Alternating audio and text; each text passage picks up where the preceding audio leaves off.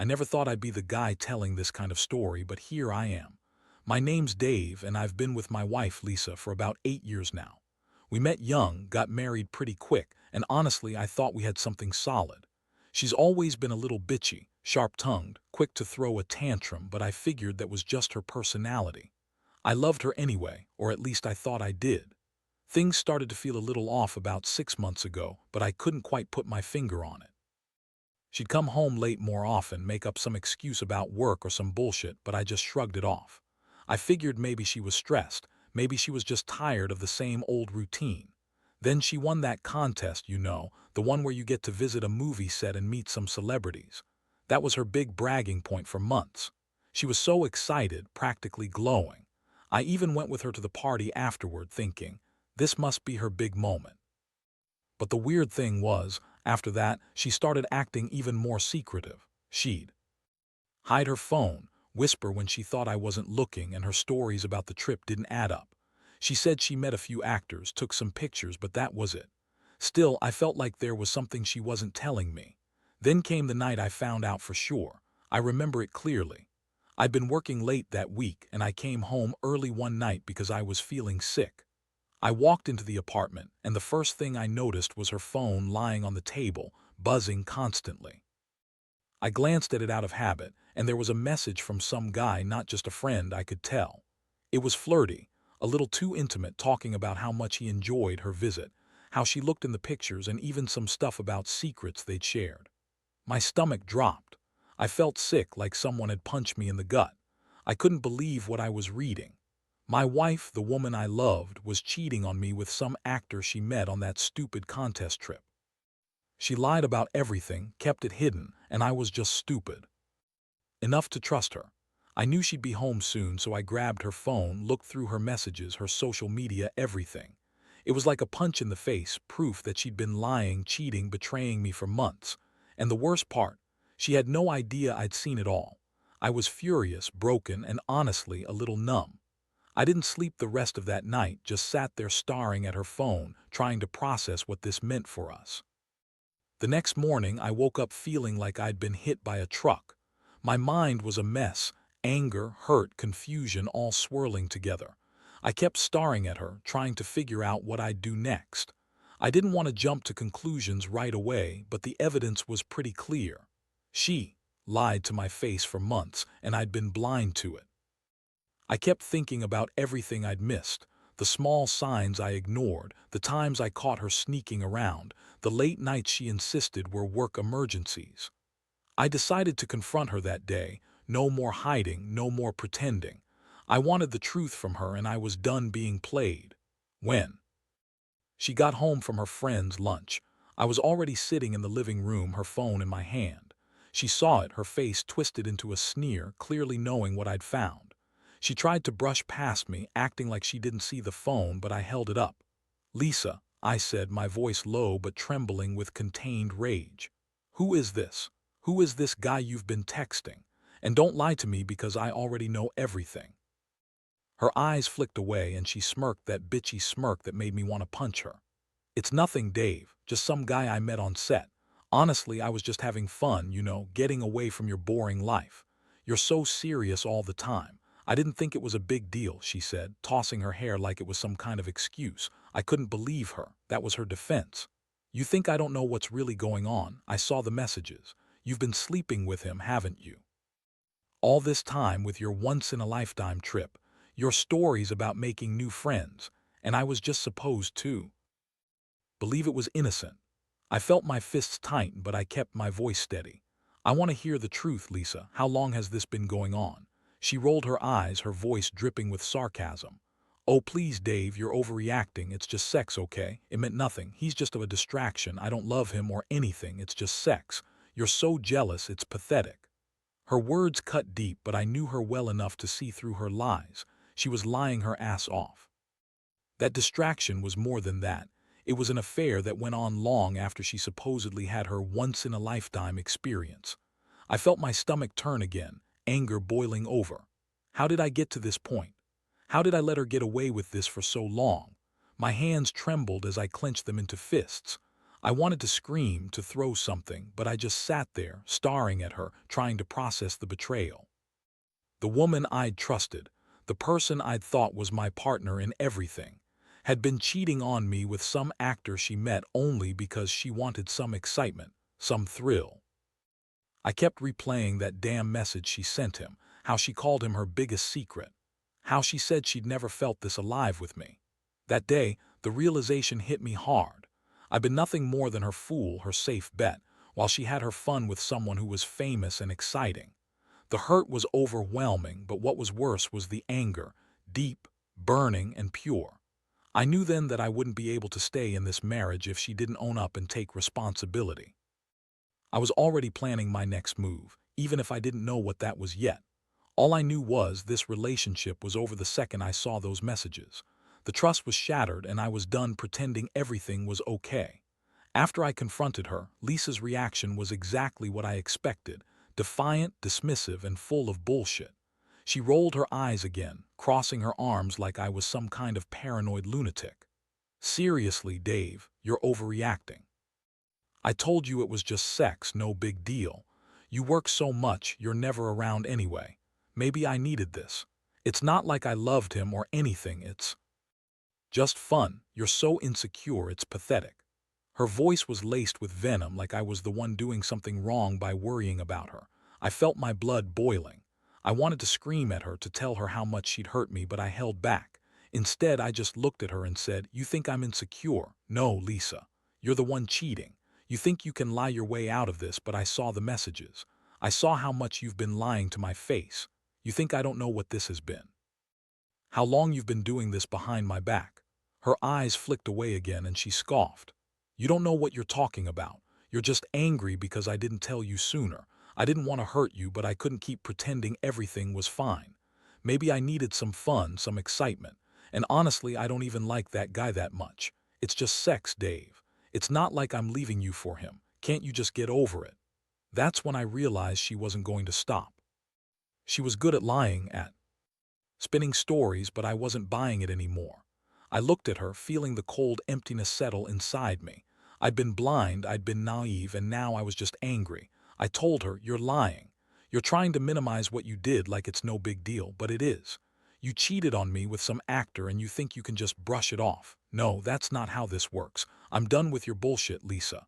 Her face twisted in some kind of annoyed smirk. "Fine. If you want to be the victim, go ahead. But you don't own me, Dave. I do what I want. Maybe I'll keep talking to him, maybe I won't. That's none of your business anymore." She stormed past me, grabbing her purse, and for a second I thought she might leave. But instead, she just looked back at me, that bitchy smirk still on her face, like she'd won some kind of battle. I sat there in silence, stunned. My mind was racing, trying to process what had just happened. I felt a mixture of rage and despair. How could she be so indifferent? How could she lie so easily? I realized that she wasn't going to admit to anything genuine. She was going to keep hiding, keep lying, and keep pretending everything was fine. But I knew better now. I knew that I was no longer blind. Whatever this was, it was over. The trust was broken, and I had to figure out what to do next, whether to fight for this marriage or walk away and never look back. I spent the rest of that day in a fog, replaying the confrontation over and over again in my head. Every word she said, every lie she spun, felt like a slap in the face. I wasn't sure how I was going to get past this, but one thing was clear. My life was about to change forever. I just didn't know if I was ready for what came next. That night was the worst I've ever experienced. I couldn't sleep, of course. My mind kept spinning with everything she said, everything I saw.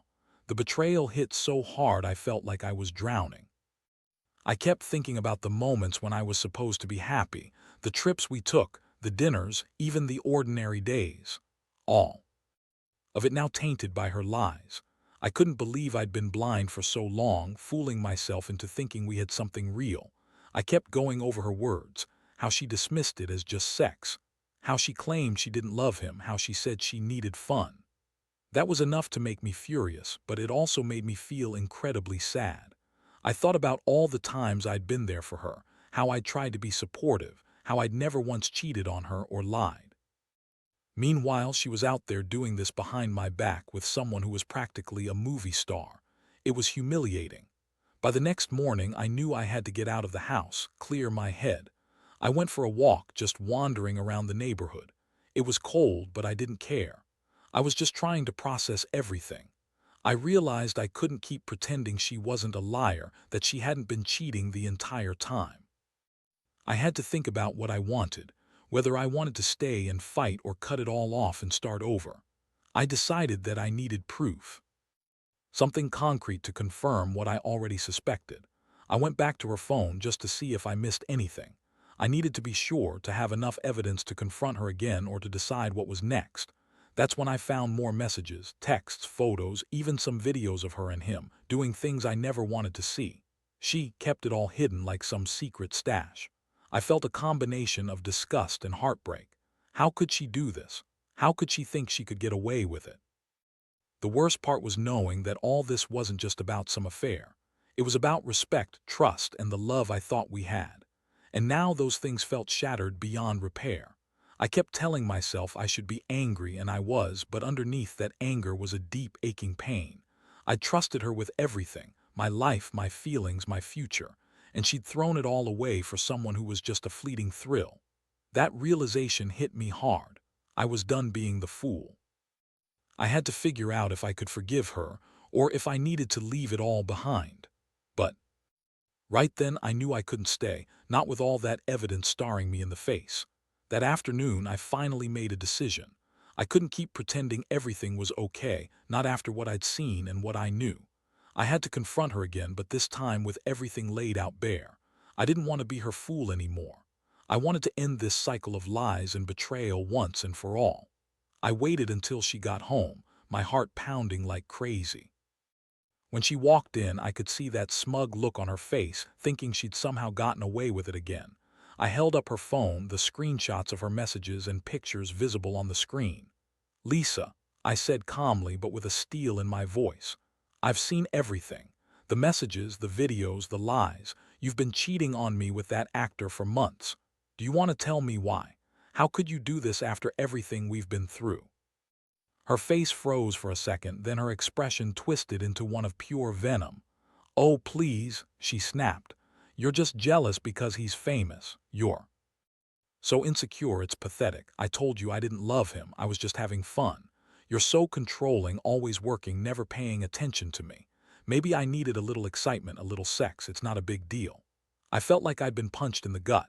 "Not a big deal? You think cheating on your husband with some guy you met on set is just a little fun? Do you hear yourself? You lied to my face, cheated behind my back, and then call it excitement. You're unbelievable." My voice cracked, but I kept going. "How long has this been going on? How many times? I want the truth, Lisa. Be honest with me for once." She started to get defensive, her tone snarky. "Honestly, I don't owe you any explanation. It's none of your business. We're done. This marriage is over if you're going to be such a jealous asshole. I don't need you anymore. I'll do what I want." That was the moment I realized she wasn't going to change, wasn't going to admit she was wrong. She was just going to keep lying, keep pretending she was the victim. I looked at her with cold eyes, knowing that I couldn't stay with someone who had so little respect for me. I told her, "This is the end. I'm not going to fight for someone who can do this and not even care. I deserve better than this, Lisa. I hope you enjoy your little game because I'm done playing." She scoffed, scooped up her purse, and headed for the door. I thought she might try to manipulate me one last time, but she just left without a word. Watching her walk out that door was like watching my life break apart. I felt empty, hollowed out from the inside.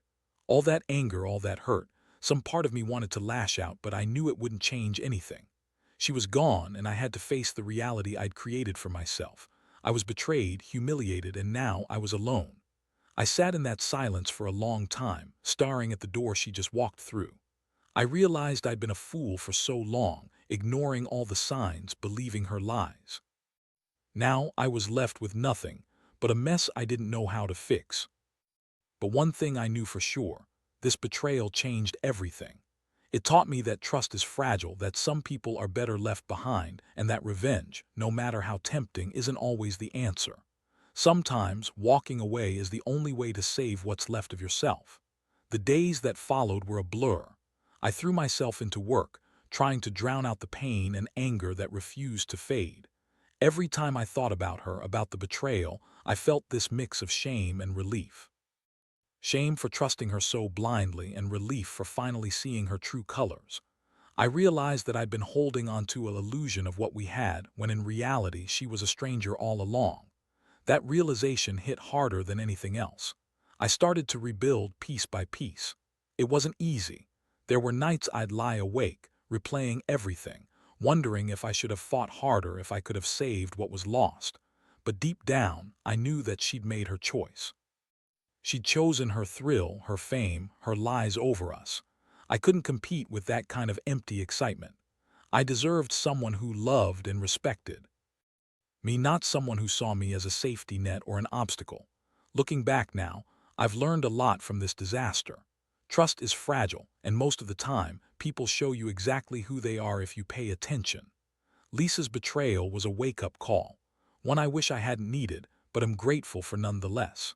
It's made me realize that no matter how much you love someone, if they're not willing to love you back in an honest, respectful way, it's better to walk away before it poisons everything. I don't hate her, not anymore. I feel sorry for her, honestly. She's chasing fleeting highs and superficial fame while I'm trying to put my life back together.